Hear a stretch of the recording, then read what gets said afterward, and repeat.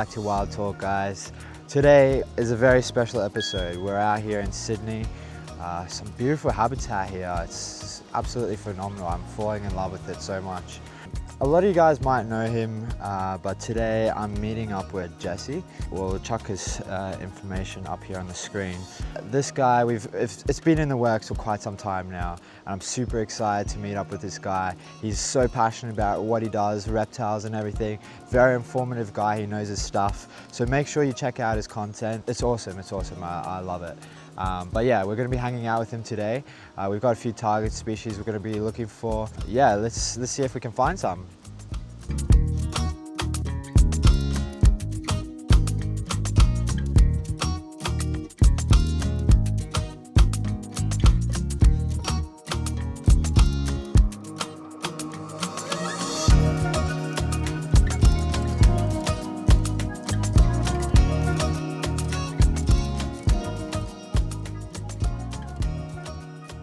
Yeah, so we're looking for brown snakes and red bellies out in Western Sydney.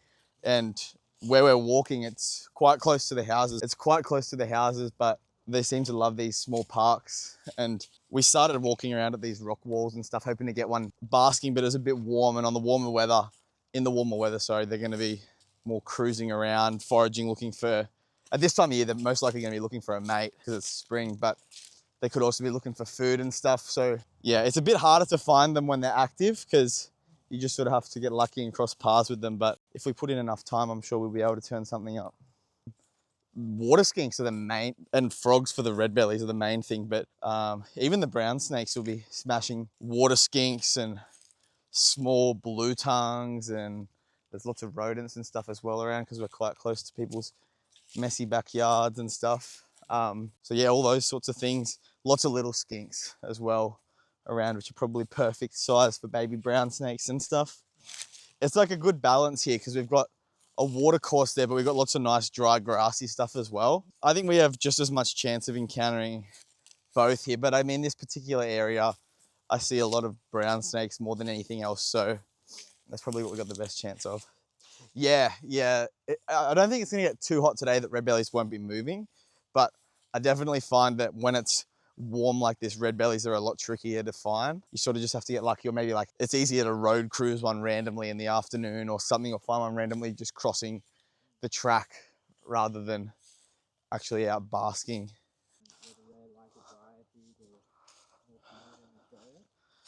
I guess it depends. Different species have different preferences. Like I know that diamond pythons and stuff like a lot of humidity, so yeah, they're probably easiest to find after rain. But a lot of these species, like out here, this is probably the driest part of Sydney, and like all these creeks and stuff, they're pretty much bone dry at the moment as well. They're fine when it's dry. They're fine when it's raining. When it's raining out here, I tend to find more of the snakes that are in shed out basking because then the humidity helps them get that skin off. So they sort of sit out in the rain. Yeah, for the most part, like they don't care too much about how dry it is, browns and red bellies, or humid really. I see this in the sunny coast as well. On days where it's a bit more humid, you tend to find a bit more activity, I feel like, because it lingers, that humidity holds the heat a little bit more than it does when it's just dry heat. Yeah. I feel like dry heat just comes and goes. Yeah, actually, that's something I should mention is like for a night herp, you definitely want humidity. Humidity always helps because it holds the heat in well and it stops the temperatures dropping too quickly. And then I don't know, sometimes I feel like humidity makes the bugs a lot more active, and then like in turn, bugs being active brings out all the frogs and lizards and all that stuff, and then the snakes follow.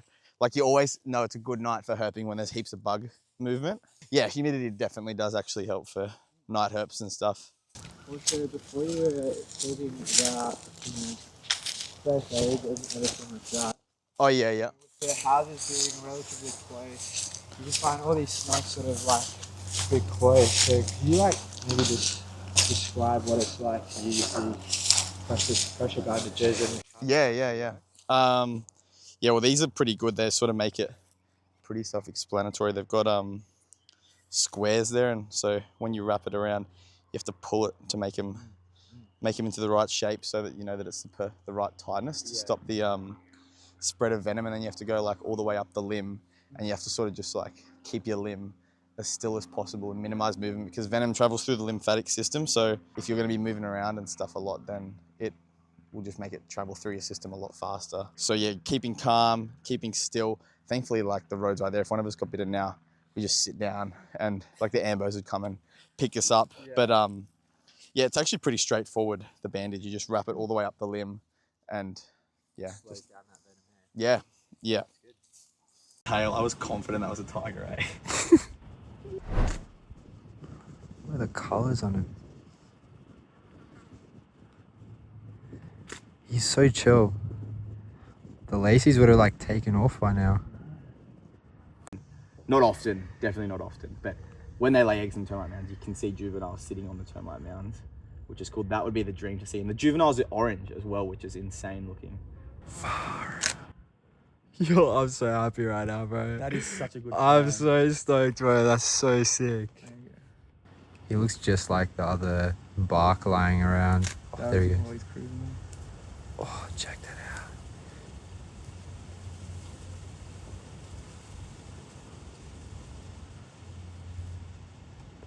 He's so chill. I wonder if I could take a selfie with him.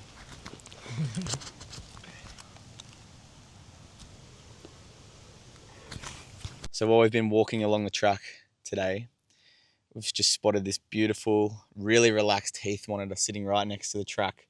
This is not a common lizard in Sydney for me. I don't really find that many of them. Last week was the first time that I'd seen one in like 2 years. And yeah, that cooler overcast weather has unskunked us. We haven't been seeing anything really except a red belly just before this. The heath monitors are generally a lot more laid back than laces as well. Like there's almost no way a proper wild lace monitor would let us get this close unless it's near a campground. But he's just chilling. I think he sort of thinks he can blend in a bit. Yeah, it's given us the perfect chance to take photos and stuff. These guys are definitely the rarer of the 2 monitors that you get in Sydney. But yeah, they're sick. This is really cool. There's a few termite mounds along this track, and they're known to lay eggs inside the termite mounds, and the juveniles will come out and bask on the termite mounds. And the juveniles also are like a really vibrant orange color, which is cool as they don't look really anything like this. They almost look like a different species, really vibrant orange. That is like the holy grail of lizards in Sydney.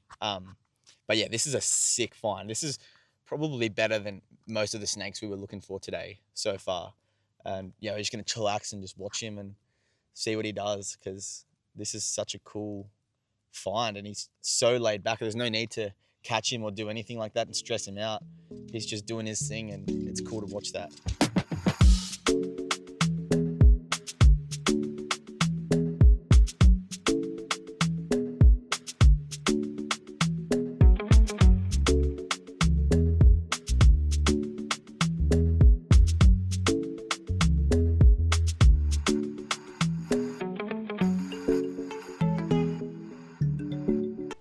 So we're just walking here and Jesse was just explaining to me that this is prime death adder habitat, and you can really tell why. All these leaves lying down on the floor, they're ambush predator obviously, so they are happy to lie in wait for as long as they need until an unexpected mouse or something pops up, which will be dinner for them.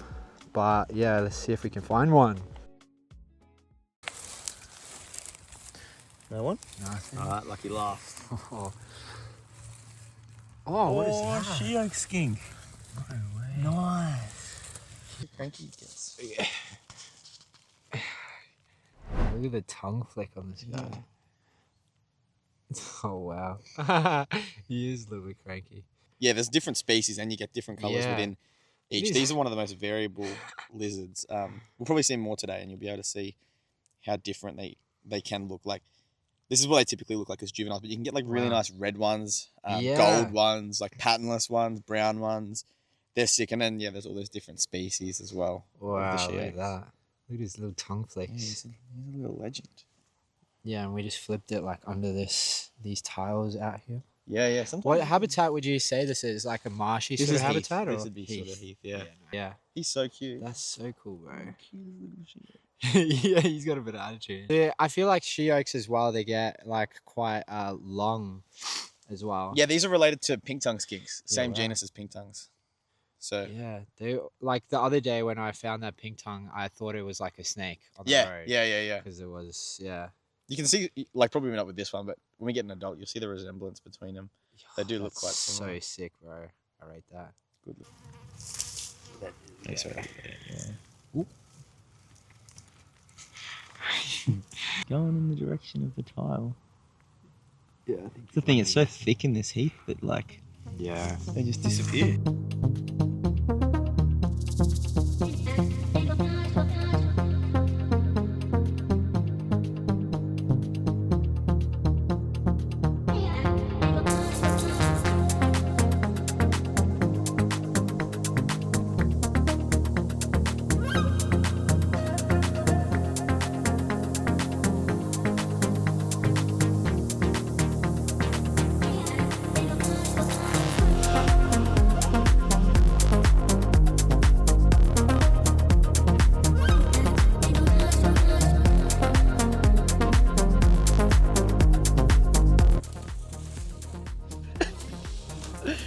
Love your work, mate.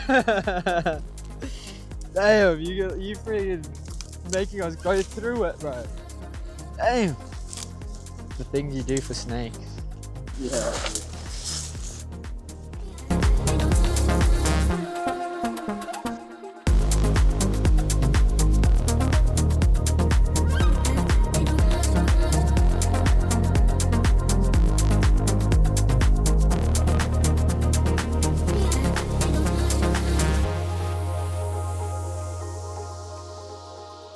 So Jesse and I were just flipping some of these pieces here. We got some three-toed skinks, but it's kind of hard to. Could you grab one? Yeah. This one is one that you can tell is in shedding, but he's a lot paler. You can see the yellows aren't as vibrant. And then this one is not too bad. The yellows are a bit nice, more vibrant. And this one here, you can see the yellows are a little bit more paler. So that's sick. Such a cool little skink. So we were chatting before, Jesse and I, about good basking spots. This is kind of exactly what we're looking for in terms of, you know, when snakes like red bellies, for example, they come out. We've got these nice grasses, and they'll just lay right flat on top of these, absorb all the sun.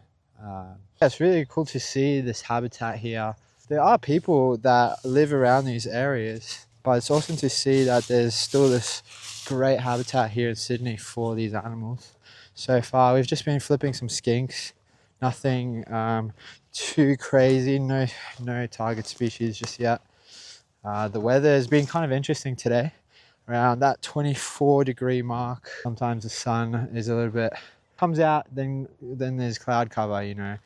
It says 24 degrees. Before, when the sun was out, it was definitely a lot warmer. You know, I was talking to Jesse as well about the differences in weather that we're getting. That down here, you know, down south where Sydney is, it's a lot more less humid, more of a dry heat. But then you have look at this guy, right? Oh, he's moving pieces of tin around for the next time he comes out. But yeah, down here we've got, it's a really dry heat in comparison to up in southeast Queensland, where you start getting a bit more humid, a bit more tropical. Yeah, sometimes that's a factor in terms of the activity that you find at nighttime, where they like that humidity. It just makes the heat stick around for a bit longer. But yeah, this is so cool to be in this habitat. I was talking to Jesse, and you can find generally most species that's found here in the region. You can find at all these different habitats that we've been looking through. Obviously, we're targeting some tiger snakes and a diamond carpet python, maybe some death adders. It's just so hard to see him. One of his mates, actually, he saw a tiger snake earlier today crossing the road. He got some awesome footage of it. So I might ask Jesse if we can chuck that into the video, but they're out and about. We just aren't seeing them, unfortunately. Something about you that keeps me alive. How can I get to you this time? I won't chase you, I'll give you my heart tonight.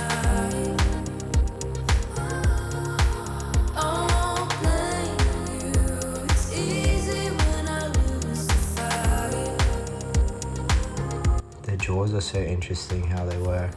Yeah. It's actually much quicker than I thought. Yeah, they smash them down once they start going. Yeah, it's like my favourite thing about keeping is watching them eat. Mm.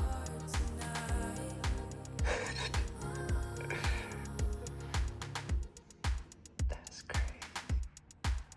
Wow. Look. They're hissing. Yeah, it's so cool how they like flat their neck. Yeah, it's like that. I think that's what I love so much about the Aussie elapids, how they all have that sort of false cobra look when they fan out like that. Yeah, it's yeah. awesome. But these guys were called like the crimson-sided snakes originally, hey? Yeah, that's right. And it's crazy. So Lockie told me that these guys live under the ground for most of their lives, hey? Yeah, in soil cracks and stuff. Yeah, wow. Spicy little guy. Damn, look at the colors. Yeah, it's good. And like, how venomous do you reckon these guys are? I think I'm not sure if I'm remembering right, but I thought they were the most venomous black snake drop for drop, but they just Wow. don't have as big a yield as a mulga snake or something else. Yeah. They'd be feeding on rodents and stuff out in the black soil, but they're opportunistic. Like they'll Yeah. eat bearded dragons, they'll eat all these other lizards and other snakes and stuff that they can get. Of the enclosure as Sure. well. It's like so cool. Because this is literally what it looks like if you were to find them in the wild, hey? Yeah, yeah, Check yeah. Oh. it out. Dust. Oh yeah, they're typically like that, eh? They're like so reactive to the reds on him though. It's alright. I don't want to like make it hard, but No, it's all good. oh, look at him. That's Carrying on. hey. Usually Look at this. No, he's pretty chill. I love the hissing. You know what's crazy is the fact that snakes are deaf yet they hiss. I know. I always like find that pretty interesting. Yeah, that's a good point, isn't it? Yeah, the camera doesn't pick up how red he actually is, but Yeah. he's quite nice. And he's also very dusty.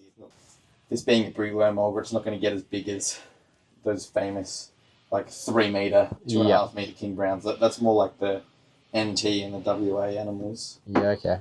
But he's like, I don't know. I've had him for 18 months, and He's when I he's got him, he was decent. 2 foot long. So Yeah, wow. He's just over 2 foot long. He's grown really quick. that's so cool. And he's going to get bigger. Yeah, he's gonna definitely. get at least a foot bigger, I'd reckon. That's it. Wow, colors.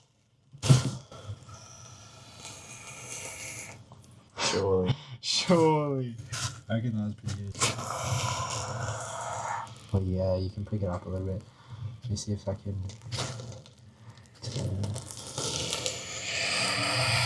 Oh yeah. At the moment, I'm enjoying what I've got, so I probably won't. Bro, it's such a. This is like the Holy Trinity. Yeah. This is, I Yeah. swear, like this is as good as it gets. Yeah, well, I'm just missing a red spotted black snake. Yeah. That's what I need. Yeah. Or a spotted mulga or something. Bro, or a coastal, Loki. Ooh. Loki. I think it's like crazy that you can hear the weight of these snakes. Yeah. Like you can hear like how heavy he is when he slaps the ground, and I think that's a really important note to make is that because these snakes are so twitchy and they react purely to movement. Yeah. So if people just stood still, honestly, like they would just keep going. For sure. And that movement is like normally that defensive S that they do, the defensive like progressiveness towards people is purely because they see that movement. Hey. Yeah.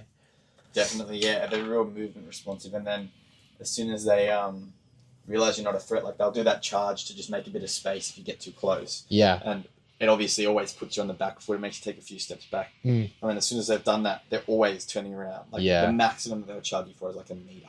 Yeah. And then they turn around. But it's a charge. It's not a chase. It's like a Yeah. back away sort of thing. Oh yeah, that looks heaps better. Oh my days. You can really tell the reds now. Wow, look at the reds. Oh my days, that is sick. It's nice, eh? Oh my gosh. Man, if the sun was out, this thing would be shining. It's crazy how much difference misting them off just then made. Yeah.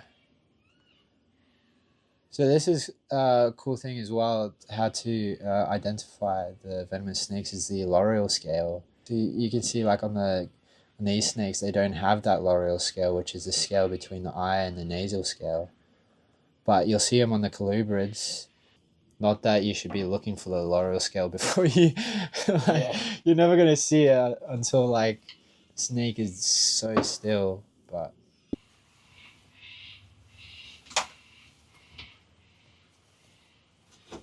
he's actually quite strong as well. You would never know like that he's under this log if you were just walking past. Wow.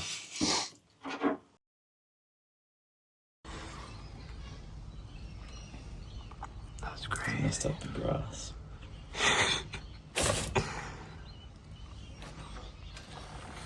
There we go. Oh, that's sick.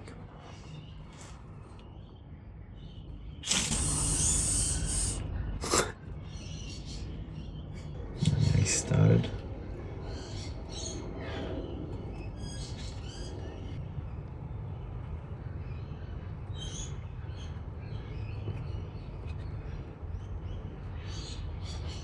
That's crazy.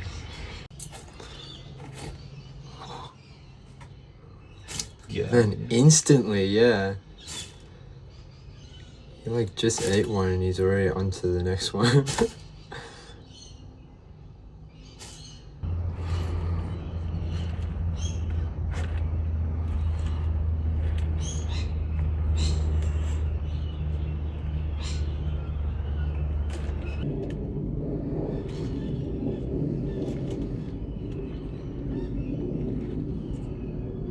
Like he'd probably eat so many until he couldn't. Yeah.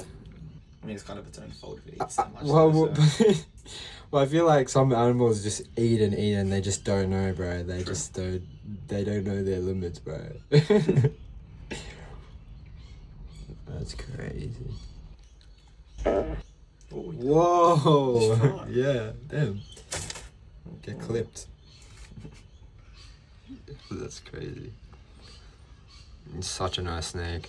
Maybe he just randomly twitches. Got Tourette's. Yeah, the snake does. Yeah, I think just seeing how misunderstood snakes are is it's mind blowing because when you actually can understand snake behavior, they're not anything like what they're made out to be. It's mind boggling a lot of these rumors and things you hear about snakes, and it's always really sad seeing people wanting to kill snakes and stuff.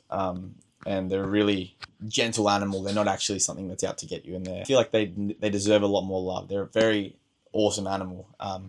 So I like to try and change people's opinions on that sort of stuff. And yeah, if you can like educate people on the way, it's good. I think education is the key to understanding animals and enjoying animals and stuff. And I feel like there would be a lot more people that would love snakes if they were open-minded. It's so hard to break through that wall, you know, like so many people are stuck in their ways and they're not willing to budge or even give them a chance. But you can see there, like the snakes just want to get away. You saw today, like the red bellies just slithering away.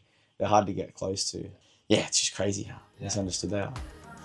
Alrighty guys, we're back in the sunny coast. The trip went so quick, but man, I had such a great time, and I just want to take a quick opportunity to extend a huge thank you out to Jesse for the hospitality and taking me out and showing me around Sydney.